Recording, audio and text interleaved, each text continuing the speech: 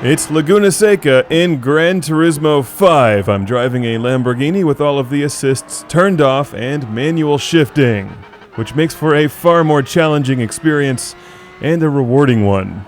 I'm driving this right after piloting the Ford GT around Laguna Seca in iRacing. And when you turn off all of the assists in Gran Turismo 5, it actually comes pretty close to the simulation feel. But the Lamborghini is far, far heavier than that Ford GT. Although it does have more traction since it's four-wheel drive.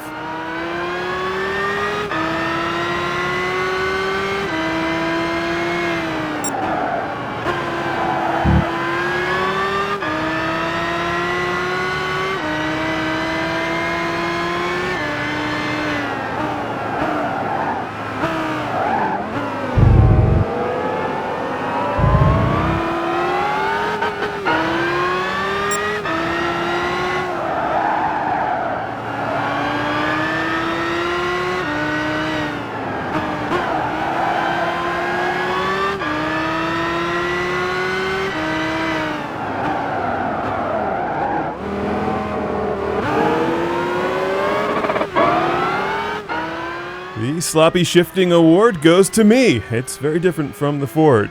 Visually, the Laguna Seca track in Gran Turismo 5 looks good, but not as good as iRacing. Although I kind of miss the sunset or sunrise experience in Gran Turismo 3. Kind of the post-apocalyptic feel in that game.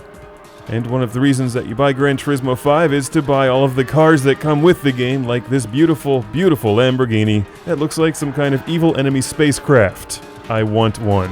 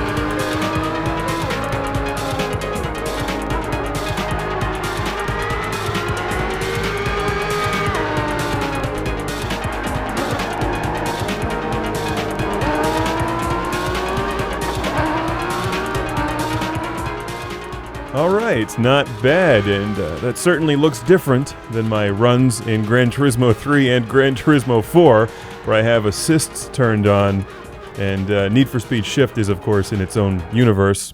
This is the equipment that I'm using to record the Laguna Seca track reviews, a playseat, and Logitech Driving Force GT wheel. Let's take a spin around Laguna Seca in the Nissan 300ZX. A very different car, a bit slower than the Lamborghini, but still a timeless beauty. If you've been watching the CGR Macro track reviews of Laguna Seca as it's featured in other video games, you've probably noticed that Laguna Seca has been in the Gran Turismo series since GT2, the second one. Back when it was a bit jaggy, but still a lot of fun to drive because of the design and that treacherous corkscrew. I find the track infinitely drivable and playable because of the variety of corners. It's the kind of track that you can easily lose control on.